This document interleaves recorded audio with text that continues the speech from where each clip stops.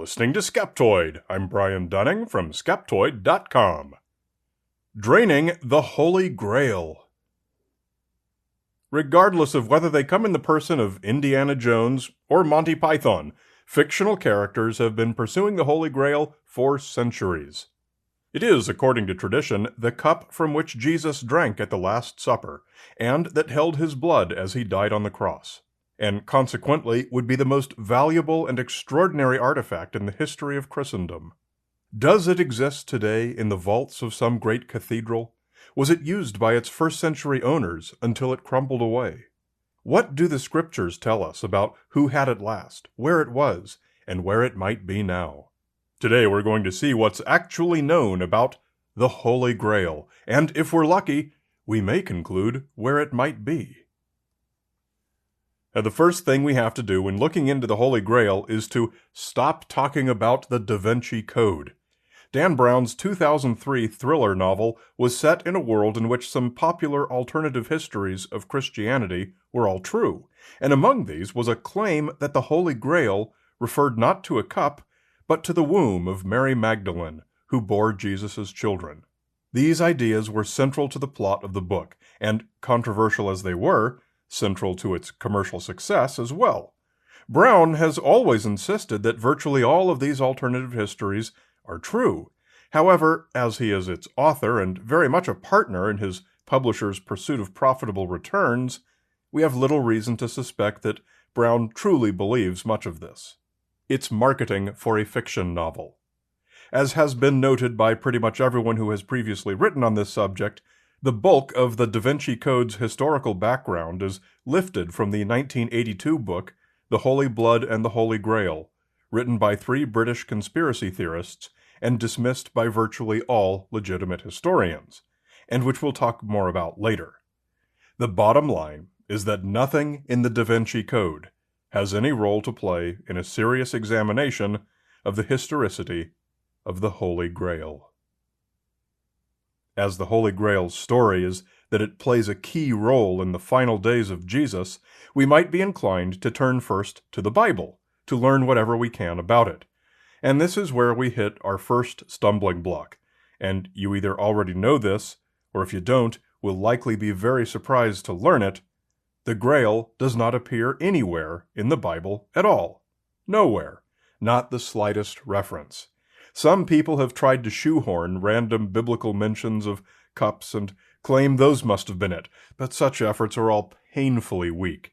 The fact is that whatever the Grail's origin is, it was unknown at the time the books of the Bible were written.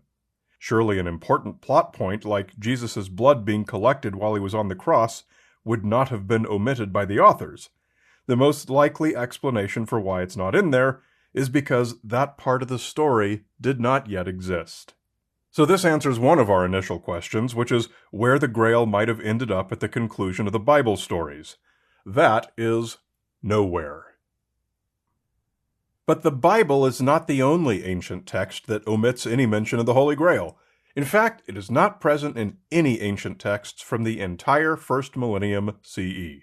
This tells us that the story of the Holy Grail does not come from Christendom.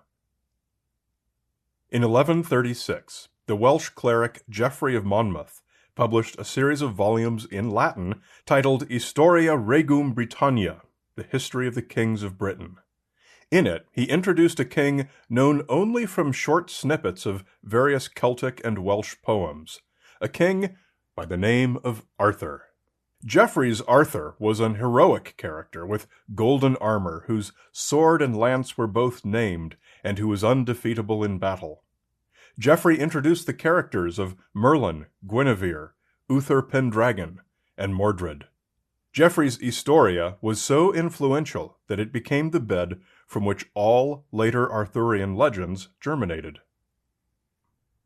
Historia was notably translated into French in 1160 by Robert Weiss, who added a few new elements of his own, including the Round Table and a new name for Arthur's sword, Excalibur.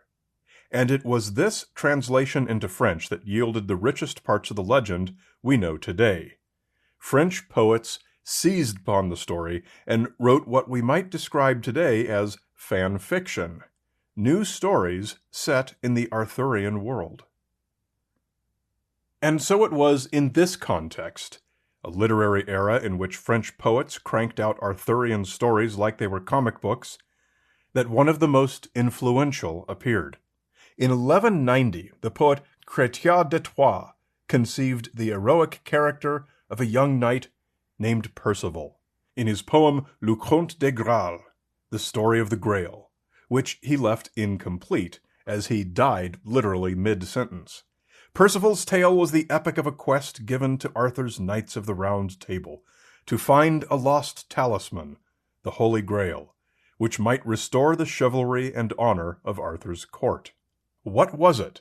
In de Troyes' work, exactly what the Grail was wasn't clear, but perhaps a bowl of precious jewels.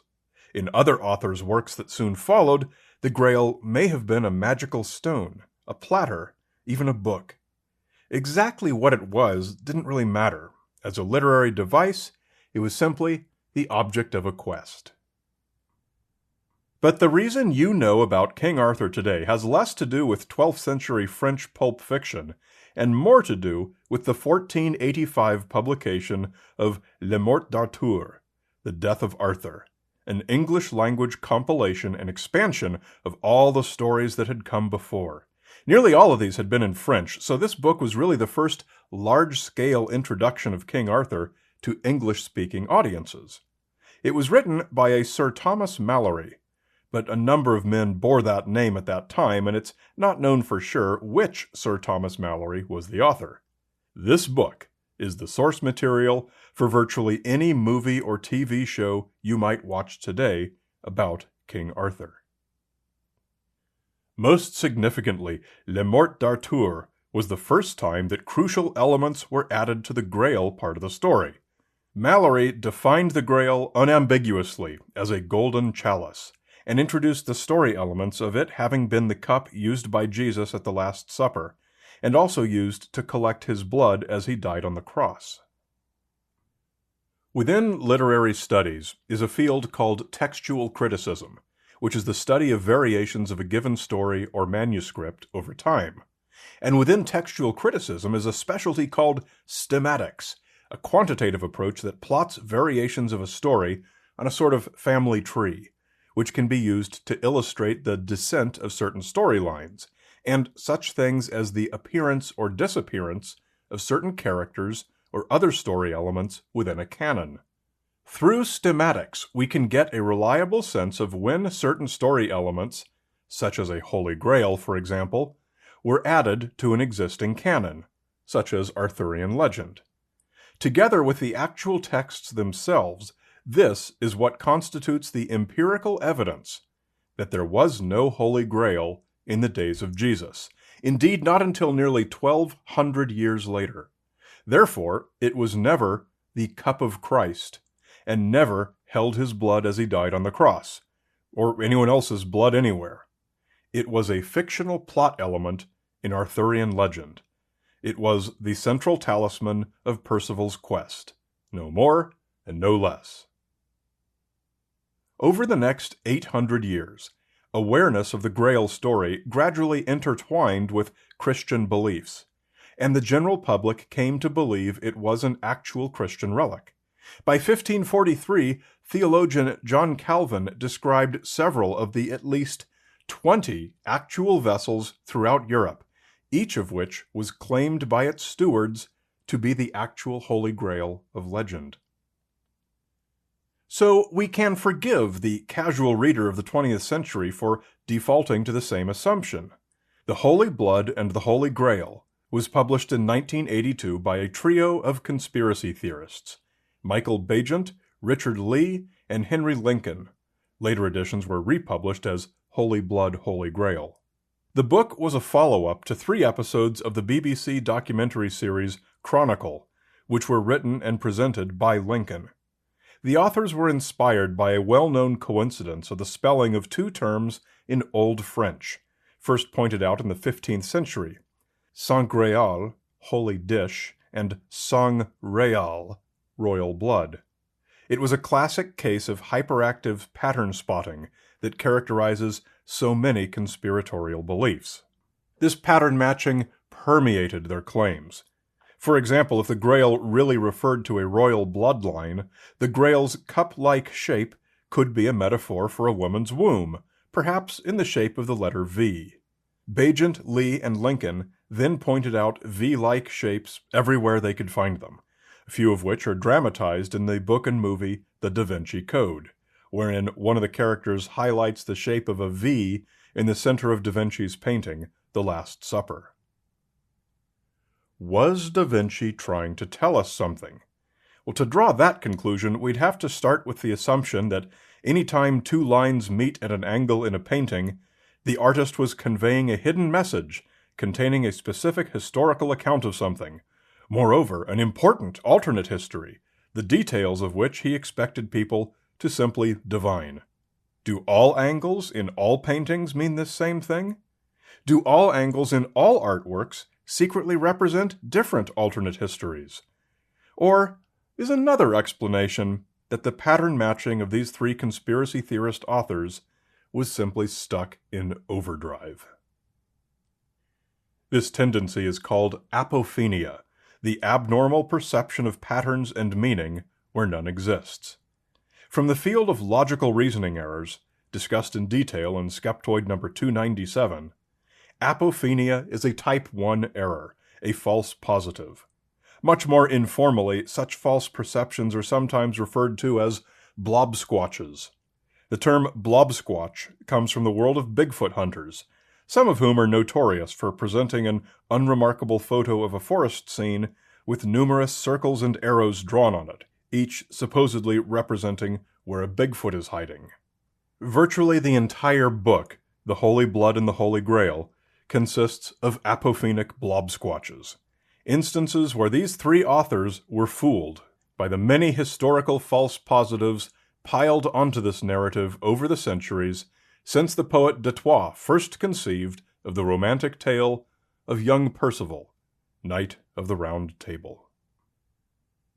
And so, while it may seem a disappointing loss to find that it is an historical fact that the Holy Grail never existed, it's important to look beyond this inherently negative part of the process and focus on the positive part.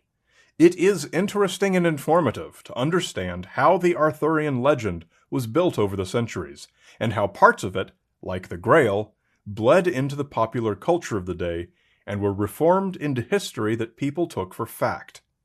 It is equally interesting and informative to trace the process backwards and reveal how we know that the Grail never existed beyond the plot of a romantic 12th century tale. But perhaps coolest of all is that today we have joined the ranks of our favorite adventurers and pursued this greatest of all historical quarries. And arguably, our success was more complete, because while we may not have found a golden chalice, we have found something infinitely more divine, the truth behind it. And a great big skeptical shout-out to some of our divine premium supporters, Beth Wan, Ronald Hayden, Trix the Kiwi, and Jonathan the Red-Headed Aussie in Texas. And remember, Skeptoid is not a hobby podcast. It's a full-time job for a small team of dedicated science communicators and support staff. Just as you depend on a new show every week, we depend on your monthly micropayment, as we are a donor-supported 501c3 educational nonprofit. If you're not already a supporter, please come to Skeptoid.com and make a tax-deductible donation. Join us and make this a two-way street for both of us for many years to come. You're listening to Skeptoid, a listener-supported program. I'm Brian Dunning from Skeptoid.com.